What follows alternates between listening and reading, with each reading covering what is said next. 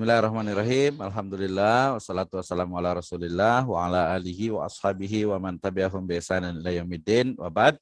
Terima kasih yang masih setia di mata kuliah tafsir hadis Nabawi ya. Terima kasih untuk Pak Erus Aferus, terima kasih untuk Abu Hamad, terima kasih untuk Pak Muslihuddin, Pak Mustafa, Ibu Nia Arniati dan juga Pak Musli sama ya dengan Pak Udini Mahfud nih. Ini mahasiswa kita yang luar biasa nih. Terima kasih ya. Baik, kita lanjutkan. Jadi saya ulang lagi nggak apa-apa, biar lebih jelas gitu ya. Mata kuliah, tafsir, hadis, jadi ekonomi, ini kebiasaan ekonomi ini. Jadi mata kuliah kita adalah tafsir, hadis, tarbawi. Ya, apa yang dibahas? Yang dibahas adalah ayat-ayat Al-Quran terkait dengan pendidikan dan juga hadis-hadis nabawi terkait dengan pendidikan. Ya, nah di sini berarti ada dua mata kuliah di beberapa kampus itu ada tafsir tarbawi satu, ada hadis tarbawi dua gitu ya. Berarti ada dua tapi kita disatukan. Tapi di level master saya rasa harusnya itu bisa ya. Kemudian yang berikutnya bahwa penguasaan terhadap tafsir Al-Quran dan hadis tarbawi ini meniscayakan atau mengharuskan mahasiswa itu untuk menguasai ulumul Quran khususnya tafsir dan juga ulumul hadis khususnya ilmu takhrij. Nah, kenapa ini penting? Karena nanti ketika kita membahas tentang ayat Al-Quran dan juga hadis, ya di sana ada tafsir, ya. Karena kita ini berada di level master, maka berbeda dengan level degree. Di level master adalah KKNI level 8, di mana di sana ada inovasi, ada pemikiran-pemikiran baru terkait dengan subjek atau mata kuliah, sehingga pemikiran baru dalam bidang tafsir dan hadis tarbawi terkait dengan pemahaman-pemahaman teori-teori yang mungkin belum banyak dikembangkan oleh ulama-ulama terdahulu ya yang kaitannya dengan perkembangan di masa sekarang ini. Oke. Nah, kemudian tadi materinya otomatis banyak sekali nanti akan saya kirimkan, saya belum sempat saya kirimkan tapi nanti boleh saya share screen juga terkait dengan silabus ataupun sekarang bukan silabus tapi ke RPS. Oke. Nah, kemudian tadi saya sudah sampai kepada kemampuan untuk mata kuliah ini adalah berarti mahasiswa itu mampu untuk menafsirkan ya dengan innovation approach terkait dengan pendidikan gitu ya, ayat-ayat Al-Qur'an dan juga hadis nabawi yang mungkin kita bisa jadikan sebagai referensi ya dalam pengembangan. Bukan mungkin sebenarnya ya, lebih tepatnya dijadikan referensi dalam pengembangan pendidikan agama Islam. Oke, kemudian challenge-nya di sini ada dua ya.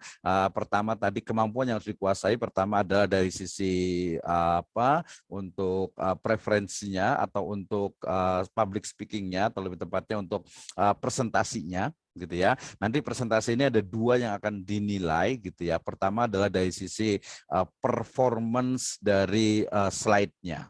Nah, ini kita akan lebih detail gitu ya. Jadi nanti membuat slide-nya itu pun juga dinilai. Jadi karena ini apa? Karena kita adalah pembelajaran gitu ya. Karena kita sedang belajar, berarti harus belajar juga cara membuat slide yang bagus gitu ya. Jangan sampai kebiasaan mungkin waktu di S1 slide itu adalah copy paste dari misalnya Word. Nah, ini kan sangat tidak eye-catching gitu ya, sangat tidak enak dilihat gitu ya. Jadi nanti itu juga akan dilihat sampai ini kayaknya gradasi warnanya ini nggak cocok nih gitu ya. Ini nggak enak ya, dilihatnya nggak enak aja gitu, maksudnya nggak nyaman gitu ya. Karena apa? Karena kan nanti mungkin ada yang lanjutkan jadi guru, jadi kepala sekolah, jadi dosen dan sebagainya itu harus dari performance-nya. Termasuk juga sebenarnya nanti bisa juga menggunakan sekarang itu bisa Prezi, bisa juga pakai short movie juga sangat mungkin juga, bahkan dengan animasi pun sangat mungkin gitu ya. Nah, artinya bukan hanya itu, bukan hanya PPT saja, bukan hanya PowerPoint saja, tapi banyak aplikasi juga yang digunakan, termasuk juga di Doodle juga gitu. Oke ya. Jadi dua, pertama tadi adalah presentasi menyampaikan yang dinilai pertama dari sisi otomatis yang kelihatan yaitu slide-nya dan juga performance-nya. Walaupun kita online seperti ini, nanti diusahakan otomatis kan sudah ada PowerPoint-nya berarti share screen ya. Kemudian yang kedua juga Dari sisi performance kesiapan juga sebenarnya kelihatan gitu. Ini akan menunjukkan kesungguhan dari kita itu belajar ya, dari cara menyampaikan gitu ya. Nah, kenapa? Ya namanya juga belajar. Jadi jangan, saya nggak biasa ngomong nih, saya susah kayaknya menyampaikan. Kayaknya udah nggak zaman seperti itu. Justru kita tempatnya di sini belajar. Nah, yang paling penting tentu saja dari sisi presentasi ini adalah konten ya. Artinya dia penguasaan dia terhadap penguasaan mahasiswa terhadap materi yang dibahas gitu ya. Nah, ini konten ini nanti salah satu variabel atau skala ukurannya itu adalah referensi atau maroji. Ya. Nah, tadi yang belum saya bahas tuh maroji atau referensi. Jadi nanti masuk ke artikel juga sebenarnya. Jadi karena kita itu di master gitu, referensi itu nggak boleh lagi tuh level-level istilahnya itu, apalagi kalau buku terjemahan gitu ya, apalagi ngambilnya dari internet gitu ya. Bahkan diusahakan kalau dia ngambil dari buku pun penulisnya itu adalah minimal itu di PhD, dia minimal itu doktoral gitu ya, untuk buku yang dijadikan referensi gitu ya. Tapi kalau umpamanya di kita tafsir Al-Quran dan hadis, maka nomor satu referensi paling utama adalah in Arabic or English gitu ya. Jadi dalam bahasa Arab. Ya referensinya nih. Jadi gini, kalau kita ngambil dari tafsir Al-Qur'anul Karim gitu misalnya, kok kita masih ngambil dari terjemahan? Nah, ini levelnya menurun jadinya nih, menurun. Jadi kalau kita ngambil tadi kan saya sebutkan begini. Jadi nanti polanya adalah ayat Al-Qur'an, kemudian nanti tafsir minimal itu ambil dari 3 tafsiran itu ya Ibnu Katsir, kemudian mungkin Al-Qurtubi, ya mungkin juga yang kontemporer misalnya Hamka gitu ya, atau mungkin As-Sa'di, atau mungkin Wahbah Zuhaili gitu ya. Nah itu kita ini kan minimal 3. Nah, referensi jangan, kalau bisa usahakan jangan dari buku terjemahan. Gitu ya. Nah, gimana Pak kalau saya nggak bisa? Ya belajar, berarti belajar gitu ya. Belajar dari sisi referensi kekuatannya itu. Gitu ya. Itu dari sisi referensinya. Jadi diusahakan untuk sumbernya itu betul-betul primary resource gitu ya. Primary references gitu. Jadi sumber yang asli. Oke, itu dari sisi presentasi, performance, kemudian juga konten atau kemampuan gitu ya. Yang kedua tadi adalah dari sisi penulisan, karena ini nanti ada artikel, jadi sudah nggak zaman lagi istilahnya itu buat makalah pakai daftar isi, itu udah nggak perlu gitu ya. Yang kita perlukan hanya nanti sama persis dengan contoh-contoh jurnal. Jadi dari sekarang sudah membiasakan diri untuk mengenal apa yang disebut dengan jurnal. Kalau yang sudah berarti sudah bagus lah gitu ya.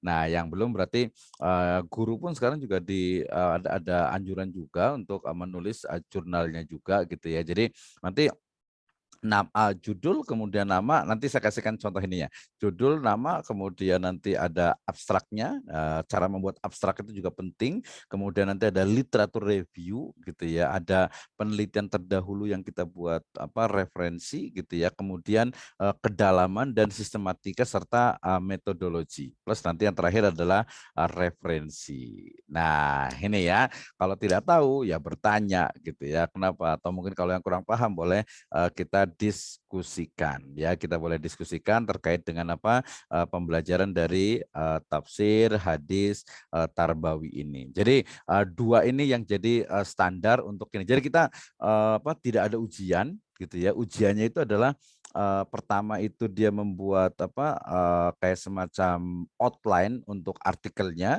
UTS-nya gitu ya. Kemudian UAS-nya itu adalah menghasilkan 1 artikel jurnal. Enggak usah banyak-banyak, paling 10 halaman juga sudah cukup.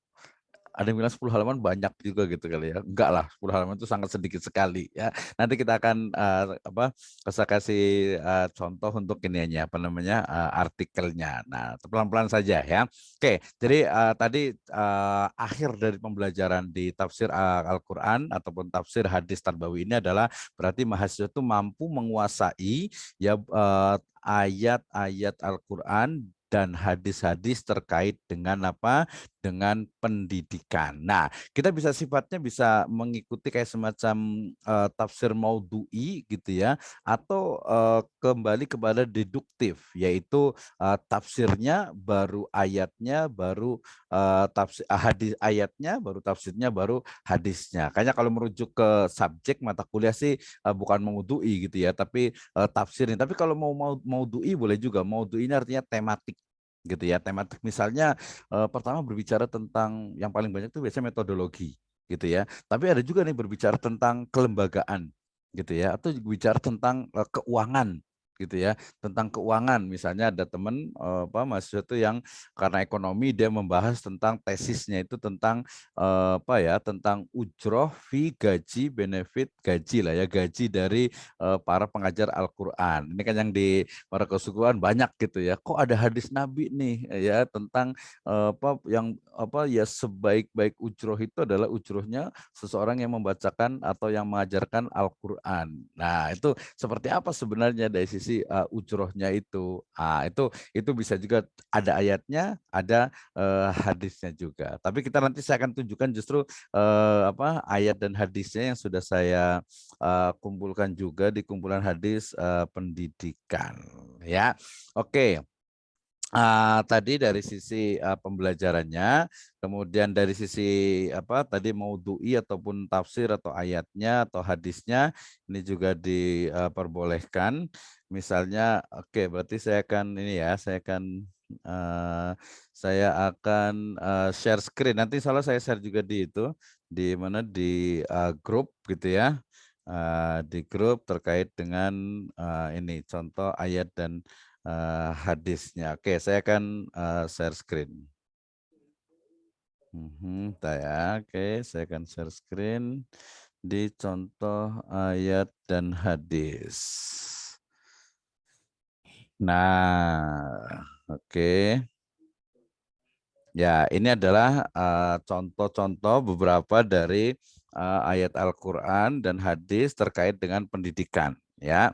Nih, pertama tadi yang saya bacakan pertama, yarfa'illahul ladzina amanu minkum walladzina utul ilma darajat, ya di Al-Mujadalah ayat 11, kemudian yang tadi saya sebutkan juga Al-Alaq ayat ke-1 dan 5, kemudian juga surat Shad ayat ke-29, kemudian juga surat Al-Kahfi ayat yang ke-66, kemudian surat Toha juga ayat yang ke-114 gitu ya. Kemudian juga As-Saffat ayat ke-102, kemudian At-Taubah 122, Al-Baqarah ayat 31. Ini hadis riwayatnya Dailami, nanti dilihat nih. Kemudian juga yang Abu Daud, kemudian Baihaqi, kemudian Bukhari, kemudian juga ada Abu Hasan juga nih, ada Abu Nuaim, ada Abu Daud, Bukhari Muslim dan seterusnya. Nah, misalnya ini ketika kita bahas tentang ini nih, saya kasih contoh ya. Jadi saya besarkan. Ini yang sudah umum juga hadisnya ya. Atau yang pendidikan ini yang atasnya juga cukup bagus nih ya. Rasulullah SAW bersabda, muru auladakum bisolati wahum abna usinin wadribu abna asyara warakku warakku bainahum farriku harus ini ya wafarraku sorry wafarraku bainahum fil madaji. Nah, ini kan hadisnya jelas sekali nih. Jadi ada konteks-konteks tertentu yang kita bisa kembangkan dengan sekarang ini. Atau mungkin yang Bukhari Muslim yang terakhir ini yang kullu mauludin yuladu ala fitrati wa abuwahu yuhawidanihi au yunasiranihi au yumajisanihi. Ini kan jelas setiap anak dilahirkan dalam keadaan di sini terjemahannya dia suci, fitroh. Nah, kita harus pahami fitroh itu seperti apa dalam konteks pendidikan yang sifatnya mungkin psikologi bisa juga, atau mungkin dari perspektif akidah gitu ya.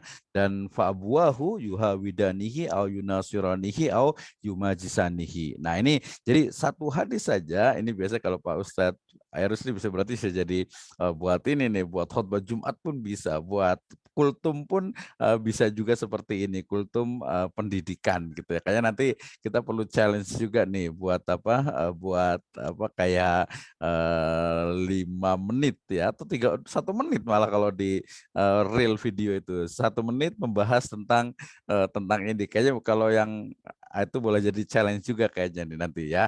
Sekali-kali kita bisa boleh buat challenge-nya ya.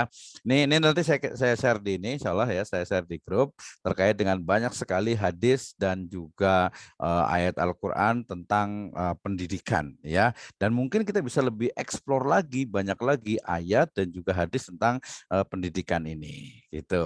Oke, sampai di sini sebelum kita lanjutkan, any question, ada pertanyaan, usulan dan sebagainya agar lebih pembelajaran kita ini agak lebih interaktif dan menarik nih. Dan saya harapkan semuanya aktif, dinamis, ya, efisien, hemat baterai, serbaguna gitu ya, tahan lama juga untuk belajar nih. Oke, sebelum saya jelaskan lebih lanjut, silakan mungkin ada yang mau komentar di mata kuliah apa? Nanti masing-masing akan saya bagikan, boleh memilih ya, atau saya boleh share juga. Ini sebagian pakai laptop kan ya. Kalau pakai laptop saya taruh file yang tadi saya itu di ini, di apa, di chat room. Ya, saya taruh di chat room supaya nanti bisa langsung di-download ya. Oke, nih saya taruh di chat room, nanti bisa langsung di-download di your computer, kemudian taruh sebentar. My Jamiah, kemudian My Maktabah, di My Jamiah, kemudian di Sabili, kemudian di ayat hadis pendidikan. Oke, saya kasih semua, termasuk ini juga ada beberapa. Oh, kalau ini dia enggak satu-satu dia. Oke, udah saya kirim. Bisa ada kelihatan nggak di situ ya? Kelihatan nggak untuk ininya? Ada ya? Di chat room. Gimana nyimpennya? Gak ada apa-apain. Oh, itu Langsungin ini ngambil belum nggak bisa, mungkin di kali. mute belum bisa. Nah, Belum saya ini kelihatan. apa namanya, Yok, mute. belum Oke. tampak nih. Oh, di Dia chat room ya? ya di chat room. Oh ya. Yang lainnya di mute dulu dong. Enggak sih, saya juga biasa bisa mute sendiri sih biasanya. Tuh, saya bisa sebenarnya. Ya, kalau pakai HP nanti saya kirim di ini kok, di mana, di grup WA, tenang aja. Ya, saya kirim di grup WA.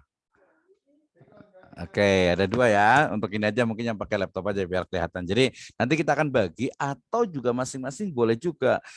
Kan gini, jadi salah satu dari kenapa kita kuliah itu adalah karena kita suka, kita senang gitu ya. Passion juga nanti lama-lama gitu ya. Nah, termasuk juga membuat artikel ini, membuat tugas ini. Jadi saya menyebutnya bukan tugas, tapi menyebutnya kita dengan challenge gitu ya. Tantangan gitu ya. Kita berani nggak nih jadi ahli tafsir pendidikan gitu kan ya. Ustadz Eros nanti jadi sama Ustadz Abu Hamad juga nih ininya gitu ya. Nah, nanti kita akan susunkan sistematika dalam tadi penulisan, termasuk juga di slide-nya gitu ya, di slide-nya. Oke. Nah, kemudian ada yang mau bertanya tentang ini sebelum nanti saya akan boleh diktekan, atau saya boleh share di ini sebenarnya, dipakai pakai whiteboard sebenarnya nih. Oke, silakan, ada yang mau bertanya dulu tentang ini. Kalau di whiteboard nih harusnya saya bisanya pakai ini harusnya nih. Dia kalau whiteboard itu dia harus pakai tulisan tangan gini, nggak enak gitu ya. Saya ini aja lah, di apa, saya share di ini aja, di mana, di Word aja. Tapi kalau nggak kelihatan juga bisa langsung saya ucapkan saja ya. Jadi cara membuat untuk apa, websitenya, website lagi apa, untuk tugasannya. Jadi seperti ini. Ini tugas saya, sebentar. Jadi kalau tidak yang bertanya, saya ingin berikan untuk dari mulai pertama itu adalah sistematika penulisan untuk di ini. Jelas ya, kelihatan ya. Kalau gini kan kelihatan nih, tinggal diketik aja sebenarnya. Sistematika presentasi. ya, presentasi. Nah, ini ya. Jadi kita mulai dari kayak gini biasanya itu. Kalau itu kan bisa dihitungkan slide 1 adalah judul dan nama mahasiswa gitu ya. Slide kedua ayat Al-Qur'an. Ya, slide ketiga ini slide ini slide 1, ini slide 1, ini slide 2. Ini slide 3 adalah hadis nabawi ya. Kemudian yang ketiga ada boleh pakai latar belakang nih, latar belakang atau background ya. Background. Kenapa kita pakai? Ya iyalah biar oke, saya mau bahas ini kalau nggak ada backgroundnya kan susah juga gitu ya. Baru di sini urutannya itu adalah ayat gitu ya, ayat Al-Qur'an. Ya ayat ini yang slide 1 dan 2 itu sebenarnya dia sebagai ini saja, sebagai pengantar gitu ya. Ini slide yang keempat gitu ya. Kemudian ini slide yang kelima gitu ya. Ini slide kelima ayat Al-Qur'an ya. Nah, di sini kita akan ini kan nih, kita urutkan, kelihatan ya? Kelihatan nggak? Oke, ini ya. Jadi slide kelima ini ayat Al-Qur'an ya, spesifik sesuai tema gitu ya. Spesifik sesuai tema gitu ya. Kemudian baru slide yang keenamnya, ini slide 6, ini adalah tafsir. Kita sebutnya tafsir klasik ya. Sebutkan minimal 3 lah ya. Minimal 3 dan tadi referensinya berbahasa Arab nih gitu ya. Slide ketujuhnya itu adalah tafsir kontemporer ya, kontemporer. Ini 2 lah boleh ya, 2 mufasir atau 2 tafsiran.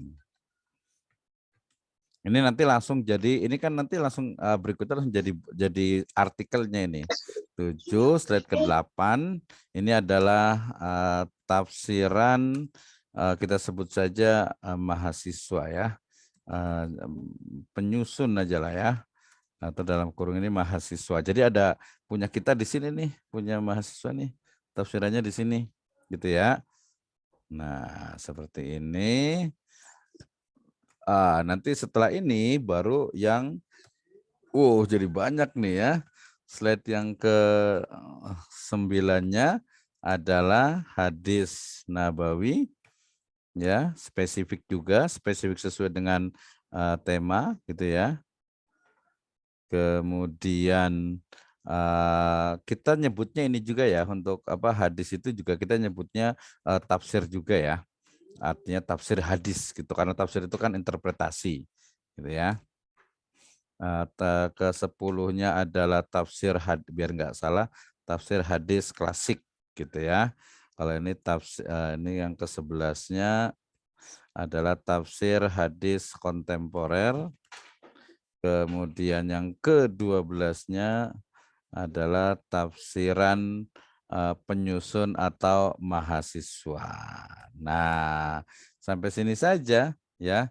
Nanti yang ke ininya slide jadi bisa 15 nih ya. Slide ke-13-nya adalah kesimpulan ya. Kemudian slide 14-nya boleh kasih referensi utamanya ya. Referensi utama ya, ini minimal berarti karena di atas 3 dengan 2 berarti ada 5 referensi atau maroji. Ya.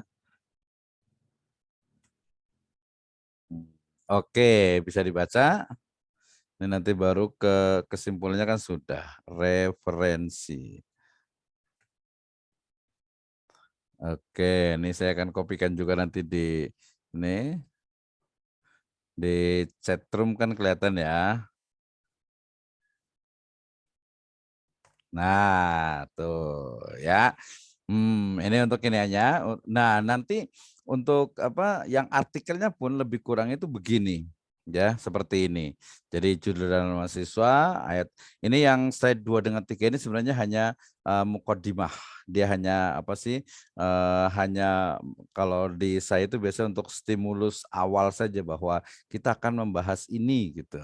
Jadi kita akan bahas ini. Misalnya saya bagi contoh file saya yang di ini ya, yang di dunia pendidikan, main nafsi, kemudian di presentasiku kalau yang pendidikan saya udah hampir berapa tahun ya, kayaknya udah 10 tahun lebih nggak ngajar di dunia pendidikan ini di PAI gitu maksudnya itu di ekonomi sejak 2009 itu udah ke ekonomi terus nih ya.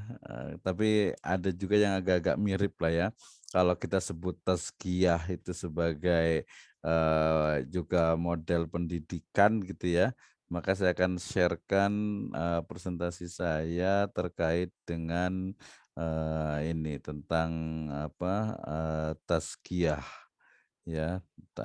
Nih yang paling banyak itu metode penelitian, riset metodologi, kemudian ekonomik, bisnis, kemudian tazkiyatun nufus. Oke.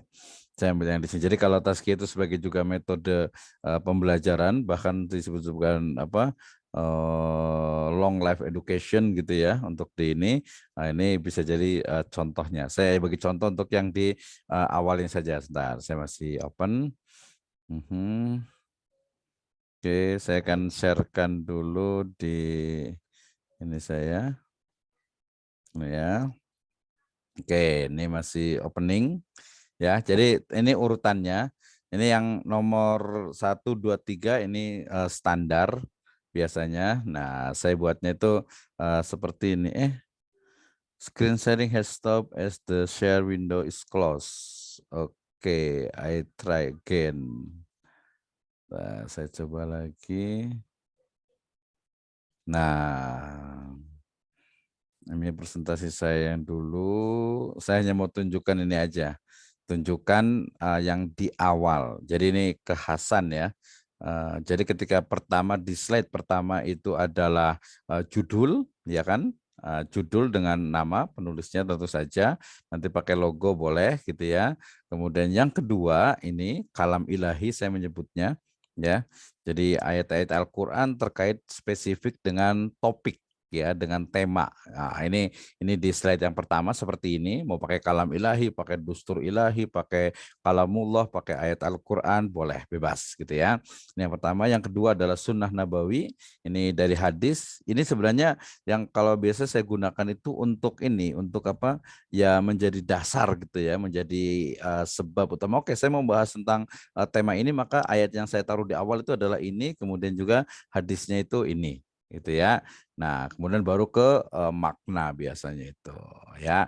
Ini contoh untuk bagaimana kita membuat sebuah presentasi agar lebih sistematis gitu ya, lebih sistematis. Ini untuk yang di ininya. Oke, sekarang kita lanjutkan ke topiknya seperti tadi yang saya sebutkan itu di kumpulan yang paling gampang ini. Nanti kayaknya langsung saya bagi saja deh ya. Saya baiknya kalau yang mau komentar silahkan dulu. Mau bertanya langsung saja. Kadang kalau saya banyak ngomong tuh biasanya ini apa ya, suka banyak ngomong gitu kan, jadi agak-agak ini. Ini kumpulan hadisnya. Ini yang kumpulan contoh ayat hadis. Oke, kayaknya Izin kita langsung. bertanya, dokter. Ya, silahkan. Ya, silahkan. Izin bertanya, dokter. Poin yang keempat itu latar belakang atau background. Itu latar belakang apa, dokter? Iya, betul. Ya, betul. Kenapa? Itu latar belakang dari hadis atau ayat yang kita sebutkan, atau latar belakang kenapa kita menyebutkan tentang hadis atau ayat tersebut? Ya, betul. Latar belakang apa itu? Ya, jawabannya itu adalah jadi latar belakang topik. Bukan asbabun nuzul, bukan asbabul wurud gitu ya, tapi topik kita. Oke, saya mau bahas tentang hadis ini. Oh, ternyata topiknya itu adalah ini gitu. Misalnya kita lihat Tinggal ini sama nih 10 menit lagi nih ya. Oke, saya tunjukkan ini. Jadi nanti saya akan share nanti ketua kelasnya siapa saya akan share ini. Jadi tadi ini ya latar belakang topik ya. Saya akan share untuk di contoh ayat hadis. Nah, ini kayaknya udah gede semuanya gitu ya. Ini boleh silahkan pilihan hadisnya, ayatnya. Jadi satu orang itu satu hadis, satu ayat. Satu ayat, satu hadis. Pertama tadi Al-Mujadalah ayat 11, nanti silakan dipilih aja di grup gitu ya. Yang kedua adalah Al-Alaq ayat 1 sampai 5 gitu ya. Nah, ini tentu berbeda tadi saya sebutkan level masternya itu berbeda ya. Kemudian di Shot ayat ke-29, kemudian di Al-Kahfi ayat 66, kemudian juga Toha 114, kemudian juga As-Saffat 102, kemudian At-Taubah 122, kemudian Al-Baqarah 31 ya, kemudian ini hadisnya boleh ditambahkan juga dipilih juga. Nah, ini berarti nanti masing-masing silakan memilih dari ayat Al-Qur'an dan hadis atau kalau ada pilihan lain juga dipersilahkan gitu ya. Ini biasa dalam jangka waktu 3 hari untuk memilih. Oke, saya mau bahas tentang ayat ini, hadisnya ini. Tapi diusahakan ya ayat dan hadisnya itu dia sinkron, dia sama gitu. Jadi dia terkait sehingga nanti akan bisa jadi satu makalah yang utuh gitu ya.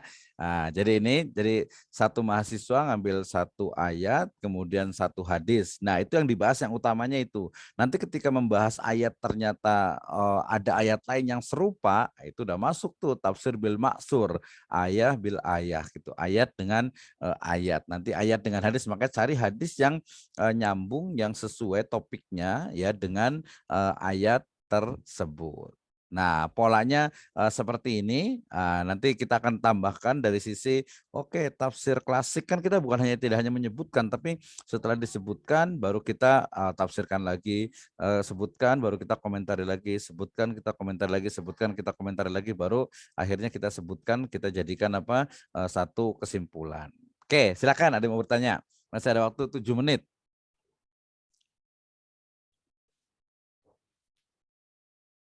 Jadi yang pertama adalah membuat slide-nya dulu.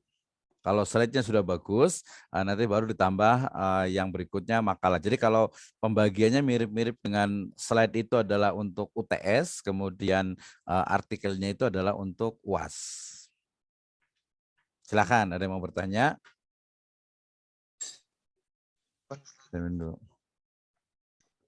Untuk dipresentasikannya dimulai kapan, Seth? Iya, biasanya lebih cepat lebih baik gitu ya. Tapi biasanya ya standar itu ya 2 pekan lah ya. 2 pekan dari sekarang. Jadi pertemuan besok saya masih jelaskan, tapi biasa saya juga selalu jelaskan gitu. Cuman biasanya saya akan cari ayat yang tidak dibahas lah oleh mahasiswa. Jadi 2 pekannya akan datang. Nah, biar semangat nih walaupun bukan nilai ya gitu ya. Jadi yang duluan berarti nilainya A, yang keduanya itu A lagi. Tergantung sih ini aja kemampuannya gitu ya. Tapi ini kayaknya A semuanya kan cuma berapa orang gitu ya. Itu ya. Jadi presentasinya. Jadi presentasi itu siapkan PowerPoint. Ya PowerPoint itu yang bagus, yang eye-catching lah gitu ya, yang enak dilihat. Jangan copy paste dari Word gitu ya. Jadi pokoknya harus bagus dan pilihan warna, pilihan temanya, tema maksudnya tema PowerPoint itu pun dia harus seimbang. Misalnya mau bahas tentang pendidikan anak usia dini gitu ya. Oh ini gambarnya kakek-kakek kan nggak cocok gitu kan ya. Pendidikan anak usia dini berarti gambarnya bayi lah gitu ya, anak usia 1 sampai 3 tahun. Nah, harus seperti itu tuh sampai detail seperti itu. Terus misalnya background-nya itu gelap gitu ya, kemudian warna tulisannya itu ya harusnya putih berarti. Kalau background-nya itu putih berarti tulisannya itu harus gelap. Pilihan font juga nanti yang pokoknya belajar untuk enak dilihat. Saya biasa suka komentar di situ juga gitu untuk yang awal katanya nahnu nahkum bi dzawahir ya. Jadi kita ngelihatnya yang zahir dulu, yang kelihatan dulu gitu kan. Ini kan kelihatan nih Pak Erus kelihatan nih, oh jadi kelihatannya itu udah semangat memang siap untuk belajar gitu. Pak Juni juga kelihatan juga siap untuk belajar gitu ya. Bunia juga yang ini juga itu. Mungkin yang ini yang tutup kamera mungkin agak-agak masih malu-malu gitu kali ya. Ya nggak apa-apa gitu. Nah itu akan kelihatan. Oke ya. Jadi tadi dari sisi untuk slide-nya seperti itu. Lanjut yang kedua pertanyaannya. Lalu Afwan Ustaz, Mhm. mengenai materi apa namanya yang akan kita pilih itu dari apa namanya Al-Quran atau hadis yang tadi Ustaz kirim. Kita boleh ngambil referensi dari situ juga apa gimana?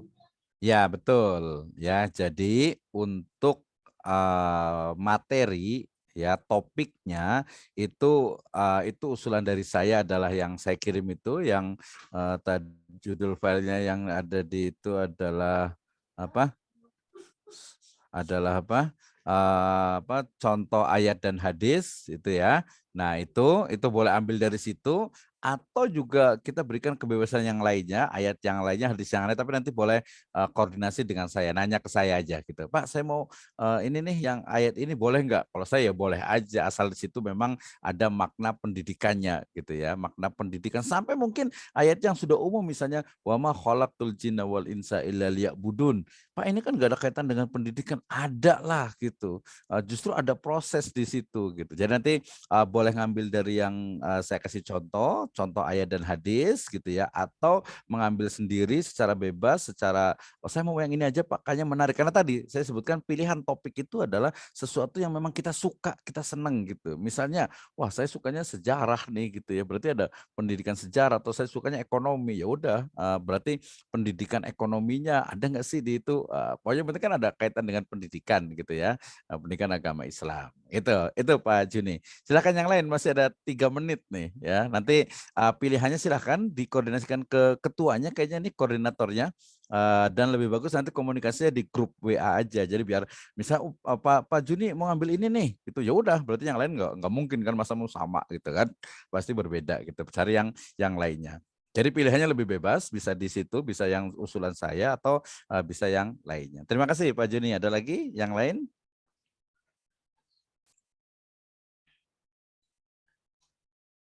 Silahkan ya. Jadi ini adalah challenge gitu ya, bukan sesuatu yang aduh kuliah lagi, tugas lagi, berat lagi, enggak gitu ya. Karena nanti pertama PPT ini dia akan jadi artikel, kemudian artikel itu nanti bisa buat kultum, bisa buat khotbah Jumat, bisa juga buat apa.